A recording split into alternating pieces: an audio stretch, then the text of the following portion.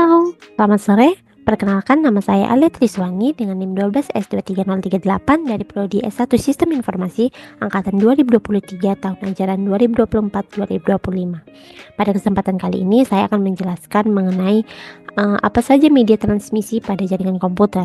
Sebelumnya, kita harus mengetahui apa itu jaringan komputer.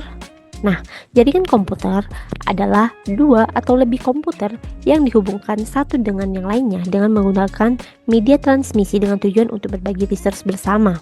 Nah, kita akan meng-highlight kata media transmisi.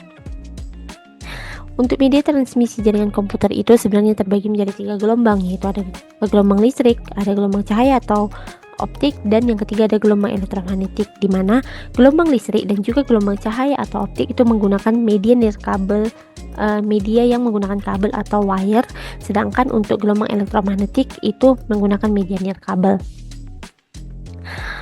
Untuk media kabel atau wire itu terdiri menjadi 3 bagian atau 3 macam. Itu yang pertama ada twisted pair, di mana itu artinya berpilin atau lilitan atau juga puntiran, karena memang jenis kabel ini memiliki isi kawat tembaga yang saling berpasang dengan standar warnanya yang tertentu. Dapat kita lihat seperti gambar yang ada di layar Anda.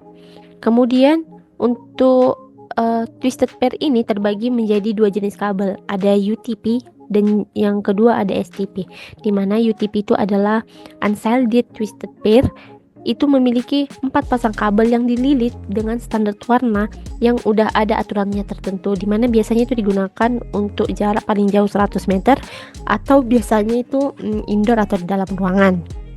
Dapat kita lihat gambarnya seperti yang ada di layar. Kemudian untuk kategorinya juga dapat kita lihat ada CAT1, CAT2 sampai CAT7 seperti itu ya. Ada juga penggunaannya dan tipe kabelnya itu twisted pair.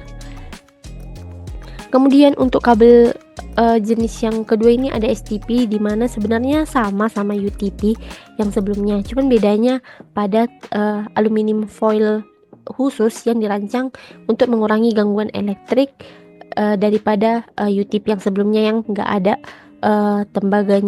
tembaga aluminium foilnya ini, dan biasanya ini digunakan untuk di outdoor. Nah, untuk media kabel yang kedua itu ada koaksial. Itu biasa dikenal dengan BNC, di mana di sini saya melampirkan sebuah gambar. Jadi di gambar ini kita harus mengetahui ada struktur dari kabel koaksial, di mana di sini ada koaksial RG6, di mana yang center konduktor itu gunanya untuk transfer data, kemudian di elektrik itu gunanya untuk melindungi data.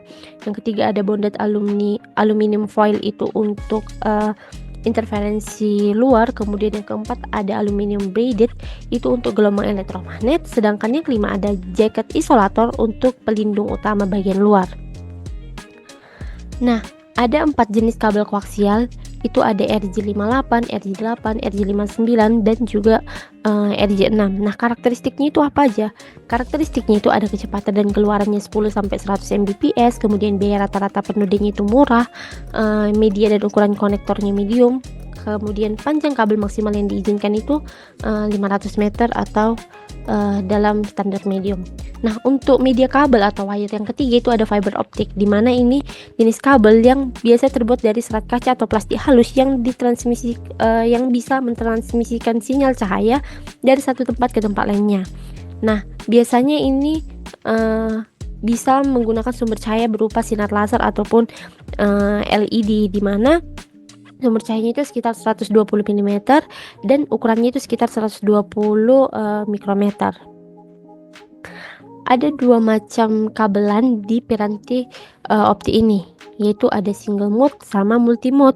Dapat kita lihat gambarnya apa sih perbedaan single mode dengan multi mode, seperti itu ya. Kemudian karakteristiknya itu ada beroperasi pada kecepatan tinggi, ada bisa membawa paket dengan kapasitas yang besar, kemudian rata-rata penutnya juga mahal, kemudian media dan ukuran konektornya kecil, kebal terhadap interferensi elektromagnetik, serta jarak transmisi itu sekitar 2-60 km. Nah, kemudian kabel yang kedua untuk gelombang yang terakhir itu ada media tanpa kabel atau wireless, di mana kelebihannya itu bisa dipergunakan untuk komunikasi dengan jarak jauh sekali.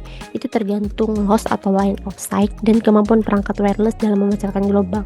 Dan ini sangat baik digunakan untuk di gedung yang sulit menginstal kabel. Sedangkan kekurangannya itu bisa diperoleh karena spektrum frekuensi terbatas, biaya instalasi operasional serta pemeliharaannya itu mahal, kemudian keamanan datanya kurang terjamin, kemudian pengaruh gangguannya cukup besar, serta transfer data lambat daripada kabel. Jadi ada 2 mode jaringan wireless yang bisa digunakan, itu mode ADHOC serta mode instruktur.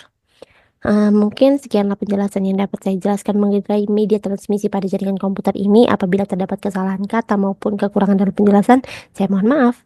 Terima kasih.